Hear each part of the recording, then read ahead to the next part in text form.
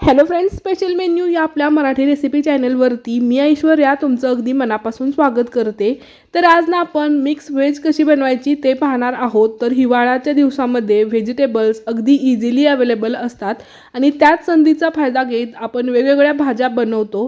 तर तुम्ही अशा पद्धतीने एकदा मिक्स व्हेज ट्राय करून पहा। एक चपातीऐवजी तुम्ही 2 चपाती नक्कीच खाल याची मी तुम्हाला खात्री देते। तर कमीत कमी मसाल्याचा वापर करून कमीत कमी साहित्यामध्ये घरी अवेलेबल असणाऱ्या 4च गोष्टींचा वापर करून आज आपण ही भाजी बनवणार आहोत। तर तुमच्या घरी कोणी पाहुणे वगैरे येणार असेल तर तुम्ही ही भाजी एकदा नक्की ट्राय करून पहा। तर मस्त चटपटीत अशी भाजी कशी करायची ते पाहण्यासाठी हा जो व्हिडिओ आहे तो शेवटपर्यंत नक्की पहा।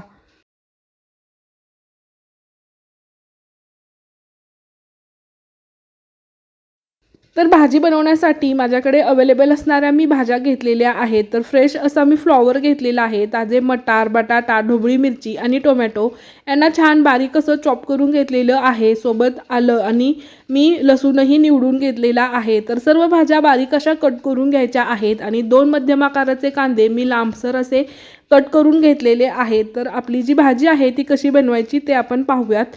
तर एका कढईमध्ये मी थोडंसं तेल ॲड करते आणि या तेलामध्ये आपल्याला ग्रेव्हीसाठी कांदा, टोमॅटो आणि आलं लसूण भाजून घ्यायचं आहे। तर शक्यतो जाडबुडाची कढई वापरा जेणेकरून आपला जो कांदा वगैरे आहे तो करपणार नाही। तर तेलामध्ये कांदा आपल्याला व्यवस्थित असा भाजून घ्यायचा आहे। तर तुम्ही जास्त क्वांटिटीमध्ये किंवा जास्त लोकांसाठी ही भाजी बनवणार असाल तर कांद्याचं प्रमाण नक्कीच वाढवू शकता। तर कांदा कच्चा वगैरे न ठेवता आपल्याला त्याचा कलर चेंज होईपर्यंत भाजून घ्यायचा आहे। तर त्यानंतर आलं आणि लसूणही मी यामध्ये ॲड करते।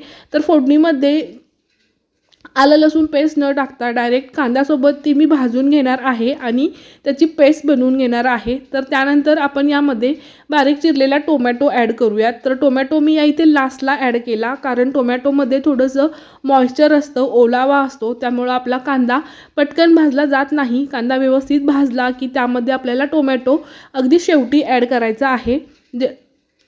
टोमॅटो भाजण्यासाठी किंवा शिजण्यासाठी जास्त वेळ लागत नाही, त्यामध्ये असणारं मॉइश्चर थोडंसं आटलं की टोमॅटो पटकन मऊ पडतो। कांदा, टोमॅटो आणि आलं लसूण सर्व आपल्याला हाय फ्लेमवरतीच भाजून घ्यायचा आहे। तर टोमॅटो छान मऊसर झालेला आहे आणि कांद्याचाही कलर या इथे चेंज झालेला आहे। तर आपले सर्व जिन्नस व्यवस्थित असे भाजलेले आहेत, त्यांना थंड करण्यासाठी मी साईडला ठेवून देते। त्यानंतर सेम त्याच पॅनमध्ये किंवा त्याच कढईमध्ये आपल्याला व्हेजिटेबल्स भाजून घ्यायचे आहेत। तर मी 2 चमचा तेल यामध्ये ॲड केलेलं आहे। तर ही भाजी बनवण्यासाठी तेलाचं जे प्रमाण आहे ते थोडंसं जास्तच या इथे वापरायचं आहे। जर तुम्हाला तेलाचं प्रमाण कमी वापरायचं असेल तर तुम्ही तेलाचं प्रमाण कमी नक्की करू शकता। तर अगदी थोड्याशा तेलामध्ये मी या इथे फ्लॉवर भाजून घेते। या ज्या भाज्या आहेत ना त्या पटकन शिजत नाहीत आणि आपल्याला भाजी शिजण्यासाठी जास्त पाण्याचा वापर करायचा नाही। मग आपल्या भाज्या पटकन शिजाव्यात यासाठी आपल्याला पहिल्यांदा त्यांना छान असं भाजून घ्यायचं आहे। तर आपला फ्लॉवर थोडासा भाजला किंवा त्याचा कलर चेंज झाला की यामध्ये मी बटाटा ॲड करते। तर बटाटा तुम्ही तुमच्या आवडीनुसार कमी जास्त नक्कीच करू शकता। काहींना बटाटा खूप आवडतो भाजीमध्ये, नाहीतर काहींना तो आवडत नाही, त्यामुळे बटाट्याचं प्रमाण आपण आपल्या आवडीनुसार कमी जास्त नक्कीच करू शकतो। तर बटाटा आणि फ्लॉवर आपल्याला 1 मिनिट तेलामध्ये असंच परतून घ्यायचं आहे। तर तुम्हाला बटाटा किंवा फ्लॉवर भाजताना तेलाचं प्रमाण कमी वाटत असेल किंवा ह्या भाज्या पूर्णपणे मोकळ्या आणि कोरड्या वाटत असतील तर तुम्ही एखादं थेंब तेलाचा यामध्ये वापरू शकता। त्यानंतर मी बारीक चिरलेली ढोबळी मिरचीही यामध्ये ॲड केलेली आहे। तर ढोबळी मिरची तुम्ही भाजीमध्ये आवर्जून वापरा। ढोबळी मिरचीला एक विशिष्ट फ्लेवर असतो आणि तो भाजीमध्ये उतरला की भाजीचा जी चव आहे ना ती खूप छान भन्नाट अशी लागते। तर ढोबळी मिरची आणि मी फ्रेश मटार सोबत भाजून घेते। तर भाज्या भाजताना भाज्यांचा बदललेला कलर आणि भाज्यांवरती पडलेले डाग यांच्यामुळे आपल्याला समजतं की भाज्या किती टक्के भाजलेल्या आहेत, त्या कच्च्या आहेत का शिजलेल्या आहेत तेही आपल्याला समजतं। तर या इथे सर्व भाज्या मी भाजून घेतलेल्या आहेत आणि अगदी कमी प्रमाणामध्ये पाण्याचा वापर करून आपण नंतर ह्या भाज्या शिजवून घेऊयात। तर कढईमध्ये मी परत थोडंसं तेल ॲड करते आणि आता आपल्याला भाजीची जी मेन प्रोसेस आहे ना ती करायची आहे। तर हाय फ्लेमवरती आपल्याला तेल व्यवस्थित असं कडकडीत तापवून घ्यायचं आहे। तेलाचं प्रमाण या इथे मी आधी म्हटल्याप्रमाणे थोडंसं जास्तच वापरणार आहे कारण ही भाजी चमचमीत होणार आहे आणि तेलाचं प्रमाण थोडंसं जास्त साहजिकच असणार आहे। तर तेल तापलं की त्यामध्ये जिरे मोहरी आणि कढीपत्ता म्हणजे आपला जो बेसिक तडका असतो तो तयार करून घेऊयात। त्यानंतर यामध्ये आपण जी पेस्ट बनवली होती म्हणजेच कांदा टोमॅटो आलं लसूण ती पेस्ट यामध्ये ॲड करूयात। तर ही पेस्ट आपल्याला त्यामध्ये असणारं थोडंसं मॉइश्चर आहे ते मॉइश्चर कमी होईपर्यंत भाजून घ्यायचं आहे, कारण कांदा टोमॅटो आपण ऑलरेडी जास्त भाजून घेतलेला आहे। त्यामुळं आपल्याला या स्टेजला कांदा टोमॅटो जास्त प्रमाणामध्ये भाजत बसण्याची गरज वाटत नाही। तर या इथे आपली जी पेस्ट आहे ना ती पूर्णपणे कोरडी झालेली आहे आणि त्यामध्ये असणारं जे तेल आहे ते थोडंसं रिमूव्ह या इथे झालेलं आहे। आपली जी ग्रेव्ही आहे ती व्यवस्थित अशी भाजून झाली की यामध्ये आपण चवीनुसार घरगुती लाल तिखट ॲड करणार आहोत। त्यानंतर थोडासा किचन किंग मसाला आणि थोडासा गरम मसाला मी यामध्ये ॲड केलेला आहे। तर आमचं हे जे तिखट आहे ना ते दिसायला लाल भडक आणि चवीला थोडंसं कमी अशा प्रकारचं आहे। त्यामुळं तिखट ॲड करताना तुम्ही तुमच्या अंदाजाने तुमच्या चवीनुसार कमी जास्त नक्कीच करू शकता। सर्व मसाले ग्रेव्हीमध्ये मी व्यवस्थित असे भाजून घेतलेले आहेत। त्यानंतर यामध्ये आपण ज्या भाज्या भाजून ठेवल्या होत्या त्या भाज्या ॲड करूयात। तर या स्टेजला भाज्या शिजवताना आपण पाण्याचं प्रमाण अत्यंत कमी वापरणार आहोत, म्हणजेच आपली भाजी खूप जास्त पातळ होऊ नये आणि त्याची जी कन्सिस्टन्सी आहे ती मध्यम अशी राहावी यासाठी आपल्याला पाण्याचं प्रमाण अत्यंत कमी या इथे वापरायचं आहे। तर ग्रेव्हीमध्ये किंवा आपल्या मसाल्यांमध्ये सर्व भाज्या व्यवस्थित अशा मी मिक्स करून घेते, जेणेकरून मसाल्यांचा फ्लेवर प्रत्येक भाजीमध्ये उतरावा यासाठी। तर आपले सर्व मसाले व्यवस्थित असे मिक्स झाले की यामध्ये मी थोडंसं गरम पाणी वापरणार आहे। तर गरम पाणी ॲड करतानाची जी क्लिप आहे ना ती शूट करायची राहून गेली, तर या इथे डायरेक्ट आपण पाणी घातलेलं पाहू शकता। तर या इथे गरम पाणी मी ॲड केलेलं आहे आणि आपल्याला ज्या हार्ड भाज्या आहेत जस्ट लाईक बटाटा किंवा फ्लॉवर त्या व्यवस्थित अशा शिजवून घ्यायच्या आहेत।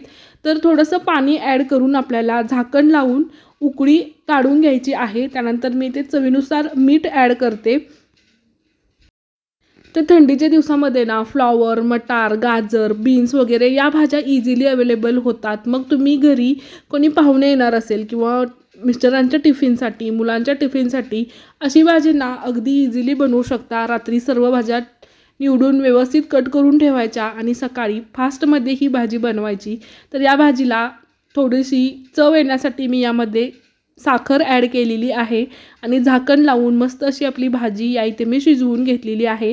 तर भाजीची कन्सिस्टन्सी तुम्ही पाहू शकता। तुम्हाला यापेक्षा जास्त पातळ भाजी हवी असेल तर थोडीशी पाणी यामध्ये तुम्ही वाढवू शकता आणि खूप जास्त घट्ट भाजी हवी असेल तर पाण्याचं प्रमाण तुम्ही या इथे कमीही वापरू शकता। त्यानंतर आपण या भाजीला शेवटचा फिनिशिंग टच देणार आहोत आणि तो म्हणजे यामध्ये मी फ्रेश क्रीम ॲड केलेली आहे। तर ही फ्रेश क्रीम बाहेरची नसून घरी अवेलेबल असणाऱ्या दुधावरची मी काढलेली साय आहे आणि या साईमुळे आपल्या भाजीला 4 चांद लागणार आहेत, म्हणजेच आपल्या भाजीची जी चव आहे ती या स्टेजला वाढणार आहे। तर तुमच्या घरी दुधाची साय वगैरे अवेलेबल नसेल तर तुम्ही ही जी स्टेप आहे ती स्किप केली तरी चालेल। असं काही नाही की भाजीमध्ये तुम्ही साय ॲड कराच, अवेलेबल असेल तर करू शकता, नसेल आवडत तर तुम्ही साय स्किप करू शकता। साय ॲड केल्यानंतर भाजीची कन्सिस्टन्सी आपोआप चेंज होते, कलर चेंज होतो आणि याची जी चव आहे तीही नक्कीच वाढते। त्यानंतर वरतून फ्रेश अशी चिरलेली कोथिंबीर मी ॲड केलेली आहे। तुमच्याकडे कसुरी मेथी अवेलेबल असेल तर तुम्ही तीही क्रश करून यामध्ये ॲड करू शकता। तर कसुरी मेथीचाही फ्लेवर उत्तम उतरतो भाजीमध्ये, तर मी ते कसुरी मेथीही क्रश करून यामध्ये ॲड केलेली आहे। कसुरी मेथी तुमच्याकडे अवेलेबल नसेल तर तुम्ही या ठिकाणी कसुरी मेथीची जी पावडर असते रेडीमेड मिळते तीही ॲड करू शकता। तर सर्व भाजी व्यवस्थित अशी मी मिक्स करून घेते, ती छान शिजलेली आहे आणि आपल्याला मुलांच्या टिफिनसाठी किंवा घरी काहीतरी कार्यक्रम वगैरे असेल जास्त क्वांटिटीमध्ये भाज्या बनवायच्या असतील तर अशा पद्धतीने भाजी जास्त क्वांटिटीमध्येही तुम्ही बनवू शकता। तर त्यानंतर मी एका तडका पॅनमध्ये ना थोडंसं तेल गरम करून घेते आणि 10 ते 15 काजूच्या पाकळ्या आपल्याला या तेलामध्ये भाजून घ्यायच्या आहेत।